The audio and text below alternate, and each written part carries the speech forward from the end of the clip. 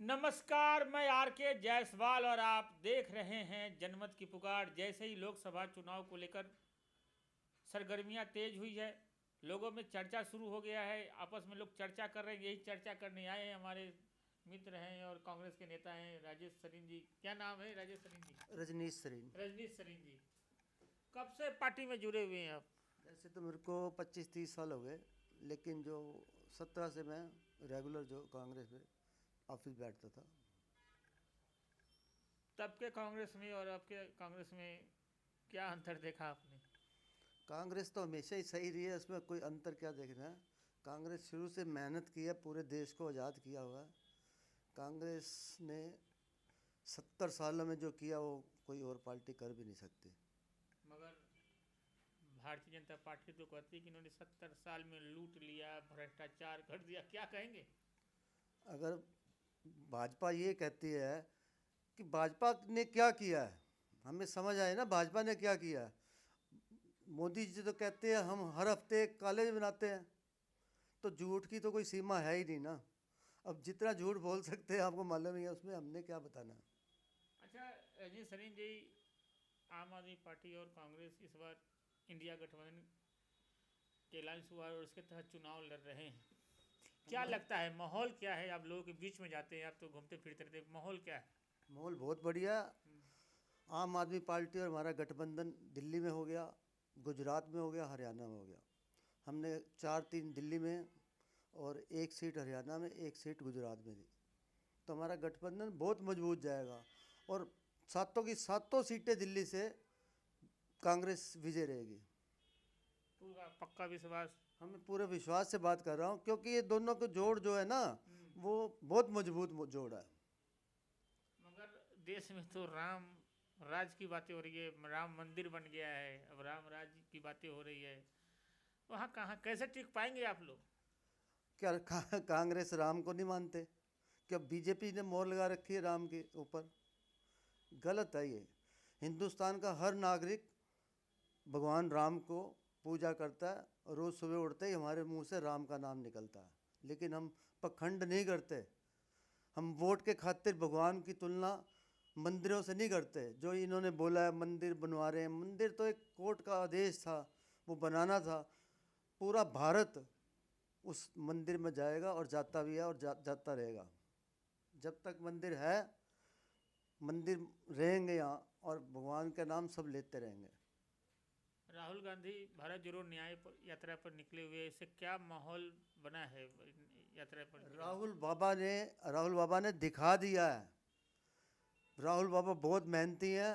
उन्होंने दिखा दिया बीजेपी के वालों को, जिन्होंने करोड़ों रुपया लगा के उसको बदनाम किया। राहुल बाबा ने इनको बता दिया। उस मेहनती लड़का वो आज नहीं तो कल प्रधानमंत्री बनेगा, और 200% बनेगा। किसान बॉर्डर पे बैठे हैं, आप भी पंजाब से आते हैं, पिछले दिनों आप पंजाब भी गए थे। किसान पंजाब हरियाणा के बॉर्डर पे बैठे हुए हैं। ये तो देखो, आज से 1.5-2 साल पहले जब किसान यहाँ बैठे 700 किसान मर गए, तो मोदी जी ने हाथ जोड़ के उनको बोला था कि मैं आपको जो हमारे बस का होगा वो मैं दूंगा आपको। तो 2 साल तक किसानों ने वेट की, अब उसको किसानों को कुछ नहीं मिला। तो किसान तो एमएसपी उनका हक भी बनता है। और मेरे हिसाब से पूरी दुनिया में जो हिंदुस्तान के किसान हैं वो बहुत दुखी हैं, इसीलिए वो आत्महत्या करते हैं, और किसानों के साथ बहुत दुर्व्यवहार हो रहा है।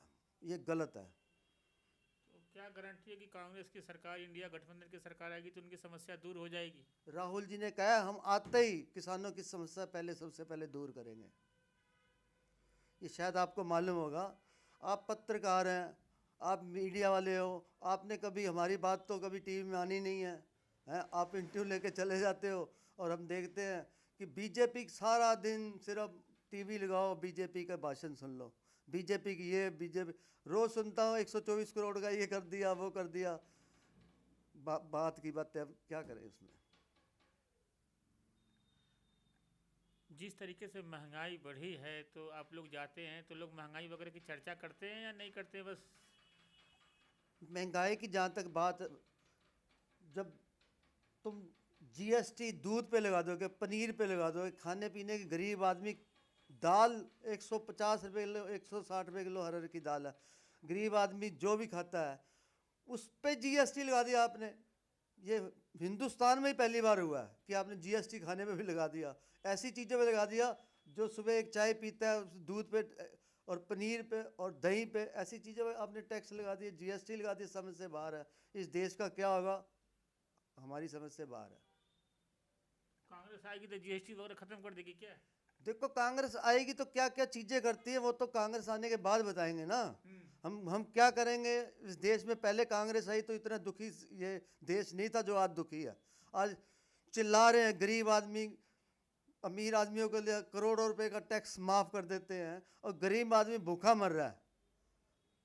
10 साल में एक भी घोटाला नहीं हुआ है, न कोई भ्रष्टाचार हुआ है। पहले घोटाले की, भ्रष्टाचार की खबरें आती थी।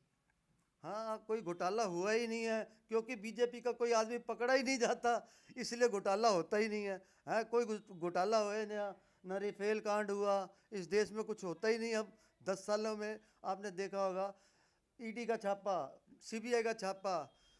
मेरे को तो समझ नहीं आती कि बीजेपी के बंदे सारे ईमानदार हैं और सारे चोर बाकी पार्टियों के है ना। आज अपना समाजवादी पार्टी का अखिलेश को पकड़ लिया, सीबीआई की जांच हो रही है। ये कोई मेरे को समझ से बाहर है चीज़ें। ये देश कैसे चलेगा समझ नहीं आ रही। मानते हो ना, सारे भ्रष्टाचारी कांग्रेस इंडिया गठबंधन में है, चाहे केजरीवाल हो, चाहे अखिलेश हो, चाहे हेमंत सोरेन हो, चाहे ये हो, सारे भ्रष्टाचारी। देखो बीजेपी में कितने साफ सुथरा लोग हैं। हाँ, बहुत साफ सुथरा लोग हैं। आज ईडी के छापे हर घर में पड़ रहे हैं सिर्फ बीजेपी के।